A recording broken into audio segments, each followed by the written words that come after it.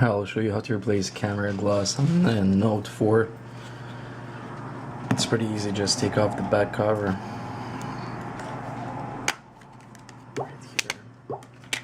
And then you see right here, you just stick in your knife or anything, something sharp, and just try to go all the way around and lift this thing up first. It's like a frame around the glass.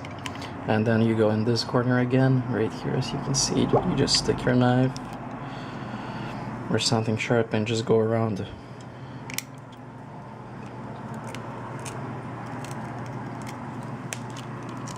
Here it is. Came off pretty easily. And then if you have a new one, just stick it back in the new glass you have. Just like you did it before.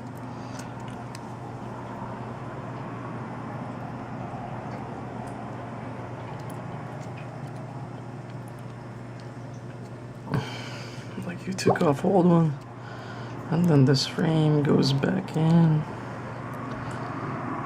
Like the way you pulled it out. Here it is. Now you got a new camera and the phone. Thanks for watching. If you like this video, please like it. Thank you. Bye-bye.